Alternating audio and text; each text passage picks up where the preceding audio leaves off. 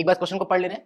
लिखा हुआ bar magnet has total length 2L is equals to 20 unit and the field point P is at distance D is equals to 10 unit. अच्छा ठीक है, यहाँ एक point P दे दिया गया है from the centre of the magnet. ठीक है, if the relative uncertainty of the length is this then uncertainty of the magnetic field at point P is. पहली बात, सबसे पहली बात, ये एक मैग्नेटिक डायपोल बना हुआ है। अगर ये एक मैग्नेटिक डायपोल है तो हम लोगों को पहले इलेक्ट्रिक डायपोल से कहानी को याद करनी चाहिए कि भाई अगर एक माइनस क्यू और एक प्लस क्यू हो, ठीक है, कहां से कहां होता है डायपोल मोमेंट? डायपोल मोमेंट हमेशा माइनस क्यू से प्लस क्यू की ओर होता है।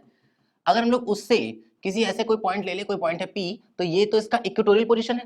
इक्वेटोरियल पोजीशन पे अगर हम लोग इलेक्ट्रिक फील्ड का मैग्नीट्यूड की बात करें तो वो जाएगा के को लिख सकते हैं 1/4 pi epsilon not P by में R का क्यूब। ये अगर R है और ये मान के चल रहे हैं हम लोग कि ये जो R है वो इसके कंपैरिजन बहुत ज्यादा है। R is much much greater than small a बोल ले या L बोल ले, जैसा भी है, ठीक है ना। इन दोनों के बीच का डिस्टेंस है R बहुत बड़ा होगा, तो ये फॉर्मूला होता है भाई। ऑल्दो यहाँ माइनस होता है क्योंकि इलेक्ट्रिक फील्ड डायपोल उनके डायरेक्शन के अपोजिट होता है, लेकिन अभी फिलहाल हम लोग मैग्नीट्यूड की बात कर रहे हैं।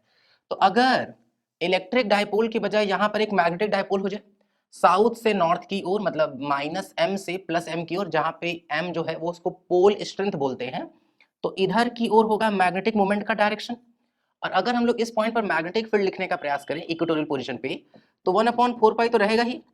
एप्सिलॉन नॉट, याद करो ट्रिक क्या होती है, ये तो थी ना कि एप्सिलॉन नॉट की जगह हम लोग 1/μ0 लिख देंगे। तो अगर हम यहाँ 1/μ0 लिखेंगे तो जो μ0 है वो चला जाएगा ऊपर और p की जगह पे क्या हो जाएगा m डिवाइडेड बाय क्या हो जाएगा r का क्यूब।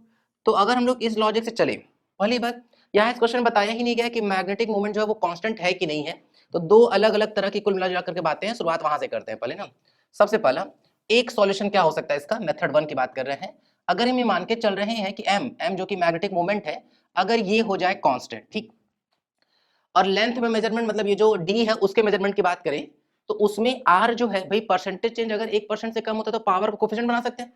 तो अगर हम लोग परसेंटेज चेंज इन b लिखे, परसेंटेज चेंज इन b, तो वो क्या हो जाएगा -3 times percentage change in r, percentage change in r, ठीक है ना।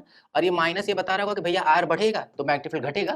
खैर हम लोगों को केवल अनसर्टेनिटी की बात करनी है तो प्लस माइनस दोनों लिख लेते हैं, कोई दिक्कत है नहीं। एक बढ़ेगा तो एक घटेगा, एक घटेगा तो एक बढ़ेगा, वैसे वाली बातचीत है, ठीक है। r में कितना परसेंटेज चेंज है, 1 का 3 से मल्टीप्लाई कर लेंगे तो 3%, ये आंसर आ जाएगा, ठीक है। तो इस लॉजिक से इसका ऑप्शन नंबर 3 ठीक है। एक और मेथड क्या हो सकता है, अब जैसे किसी बच्चे के दिमाग में आ सकता है कि सर एक मिनट सर, जो मैग्नेटिक मोमेंट होता है वो तो पोल स्ट्रेंथ इनटू में लेंथ होता है, और वो लेंथ यहाँ पर कितना दे दिया गया 2L, ठीक है। अगर वो उस लॉजिक से चले, वो क्या लिखेगा magnetic field at point P पर कि भाई μ0/4 पाई स्मॉल m इनटू में 2L डिवाइडेड बाय r का क्यूब। क्योंकि यहाँ इस क्वेश्चन में क्या लिखा हुआ है, रिलेटिव अनसर्टेनिटी इन लेंथ।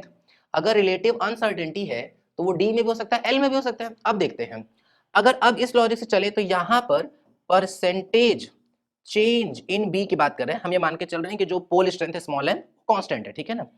तो क्या होगा भाई, इसका कोई पावर है ही नहीं, कांस्टेंट कांस्टेंट सब हटा देंगे तो क्या हो जाएगा, percentage change in length, power को बनाएंगे कोफिशिएंट माइनस आना चाहिए तो 3 times of percentage change in r। लेकिन हम लोग निकालते क्या है, मैक्सिमम परसेंटेज चेंज, तो यहाँ पे माइनस को क्या कर देंगे, प्लस कर देंगे। अब लेंथ में कितना परसेंटेज चेंज है भाई, 1% का, और प्लस 3 इंटू लेंथ में परसेंटेज चेंज है 1% का, तो कुल जो परसेंटेज चेंज है वो कितना हो जाएगा, 4%। तो इस लॉजिक से अगर चला जाए तो यहाँ पे 4%, मतलब इसका ऑप्शन नंबर सेकंड भी ठीक हो जाएगा, ठीक है। हाँ, अगर कोई साइन नहीं पुट किया होता, माइनस किया होता तो 1% -3%, मतलब माइनस में 2% भी आ सकता था। क्योंकि 2% ऑप्शन में नहीं है तो उसको हटा रहे हैं। ऑल्दो ये ध्यान रखेंगे कि मैक्सिमम परसेंटेज इधर की बात की जाती है तो हमेशा प्लस कर देंगे और प्लस ही करके यहाँ पे सॉल्व कर लिए, क्लियर ना। तो इसका ऑप्शन नंबर सेकंड भी ठीक है, थर्ड भी ठीक है, और दोनों ही ठीक हो सकता है इसका, क्लियर है।